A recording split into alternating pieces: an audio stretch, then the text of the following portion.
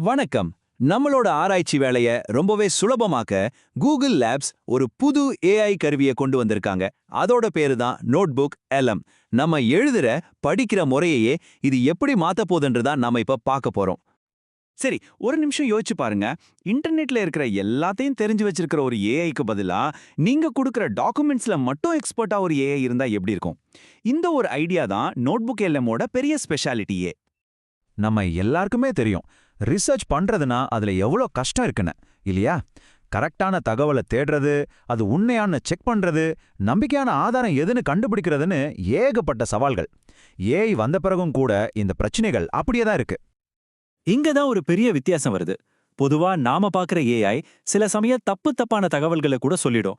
ஆனா இந்த notebook LM அப்படி இல்ல. இது ஒரு கிரவுண்டட் ஏஐ. அப்படின்னா என்னன்னா, நீங்க என்ன புக்ஸ், நோட்ஸ் எல்லாம் கொடுக்குறீங்களோ அதை தாண்டி அது ஒரு வார்த்தை கூட பேசாது. அதனால அது சொல்ற ஒவ்வொரு பதிலும் ரொம்ப துல்லியமா இருக்கும். அதுவும் நீங்க கொடுத்த சோர்ஸ்ல இருந்து மேற்கோளோட வரும். சோ, நாம முன்னாடி பார்த்த அந்த பிரச்சனைகளுக்கெல்லாம் ஒரு சூப்பரான தீர்வு தான் இந்த நோட்புக் LMஓட கிரவுண்டட் அப்ரோச். இன்னும் சிம்பிளா சொல்லணும்னா, இந்த கிரவுண்டட் ஏஐங்கிறது நீங்க கொடுக்குற சோர்ஸ்க்கு மட்டும் கட்டுப்பட்டு வேலை செய்யற ஒரு ஏஐ. சொல்லப்போனா அது உங்க பர்சனல் எக்ஸ்பர்ட் மாதிரி. அதனால அது கொடுக்குற பதில்கள் எப்போதுமே நம்பிக்கையானதா, உண்மையானதா தான் இருக்கும். சரி, இது எப்படி வேலை செய்யுதுன்னு பார்த்தா ரொம்ப ரொம்ப சிம்பிள். முதல்ல உங்க டாக்குமெண்ட்ஸ் எல்லாத்தையும் அப்லோட் பண்றீங்க. அடுத்தது ஏஐ அது எல்லாத்தையும் நல்லா படிச்சு புரிஞ்சுக்கும். அப்புறம் நீங்க கேள்வி கேட்டா போதும். நீங்க கொடுத்த டாக்குமெண்ட்ஸ்ல இருந்தே கரெக்டான மேற்கோளோட பதில்கள் வந்துரும். அவ்வளவுதான். உடனே எல்லாருக்கும் ஒரு கேள்வி வரும், நம்ம டேட்டா சேஃபா இருக்குமான்னு. அதுக்கு நீங்க கவலையே பட வேண்டாம். நீங்க அப்லோட் பண்ற எந்த ஒரு விஷயமும் இந்த ஏஐக்கு ட்ரெயின் பண்ண யூஸ் ஆகாது. அது ஒரு ஷார்ட் டேர்ம் மெமரி மாதிரி தான். உங்க வேலை முடிஞ்சதும் அது எல்லாத்தையும் மறந்துடும். மொத்தத்துல உங்க டேட்டா உங்களுக்கு மட்டும்தான். சரி, பேசிட்டே இருந்தா போதுமா? இது நிஜத்துல எப்படி வேலை செய்யுதுன்னு ஒரு உதாரணத்தோட பார்க்கலாம் வாங்க. ஒரு வரலாற்று ஆராய்ச்சியாளர் இதை எப்படி பயன்படுத்துறாருன்னு பார்ப்போம். இப்போ நம்ம கிட்ட ஒரு ரிசர்ச்சர் இருக்காரு.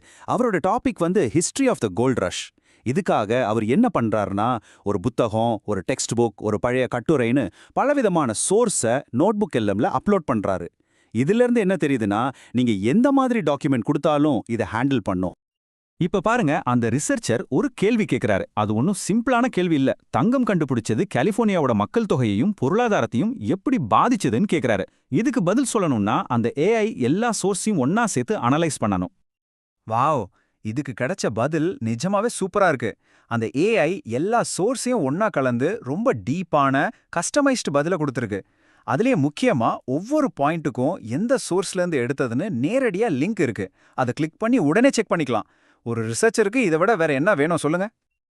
ஆனா வெயிட் பண்ணுங்க. நோட்புக் LM வெறும் கேள்வி பதில் சொல்றதோட நிக்கல.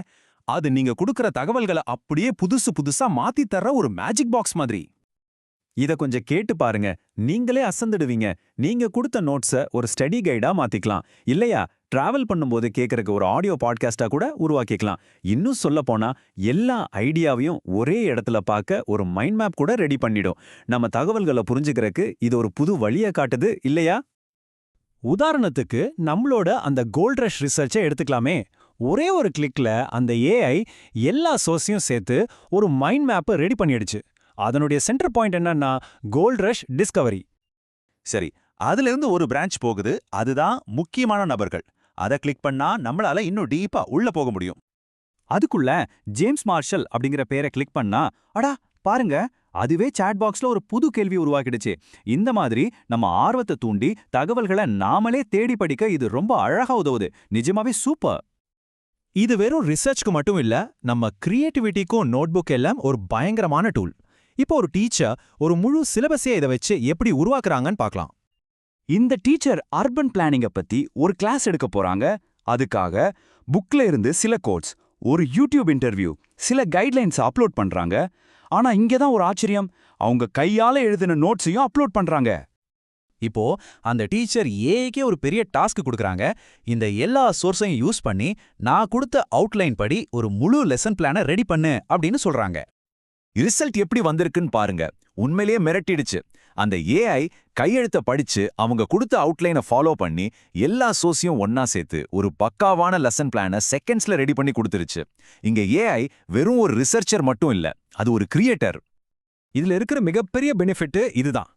பல மணி நேரம் ஆகக்கூடிய ஒரு ஃபர்ஸ்ட் டிராஃப்ட் வேலையை இது வெறும் செகண்ட்ஸ்ல முடிச்சு கொடுக்குது. இது நம்ம நேரத்தை மிச்சப்படுத்துறது மட்டும் இல்ல, நம்ம கிரியேட்டிவிட்டியை அடுத்த லெவலுக்கு கொண்டு போகுது. நோட்புக் எல்எம் மாதிரி டூல்ஸ் எல்லாம் நாம தகவல்களோட பழகுற விதத்தையே மொத்தமா மாத்துது. அப்போ நாம இப்போ பார்க்கறது தான் படிப்போட எதிர்காலமா? இங்க தான் நம்ம மைண்ட்ல ஒரு பெரிய ஷிஃப்ட் நடக்குது. ஏஐனா எல்லாம் தெரிஞ்ச ஒரு பெரிய அறிவாளின்னு நினைக்கிறத விட்டுட்டு இப்போ நாம ஏஐக்கு நம்ம உலகத்தை கத்துக் கொடுத்து அதை நம்ம பர்சனல் எக்ஸ்பர்ட்டா மாத்துறோம். கடைசியா இந்த ஒரு கேள்வியோட நான் முடிக்கிறேன். நம்ம கிட்ட இருக்கிற தகவல்களை எல்லாம் ஏஐ நல்லா கத்துக்கிட்டா அப்போ ஒரு சிந்தனையாளரா நம்மளோட பங்கு என்னவா இருக்கும்? தகவல்களை ஞாபகம் வச்சுக்கிற வேலையை ஏஐ கிட்ட விட்டுட்டு நம்ம கவனம் இன்னும் ஆழமான சிந்தனை, கிரியேட்டிவிட்டியை நோக்கி போவோமா? யோசிச்சு பாருங்க.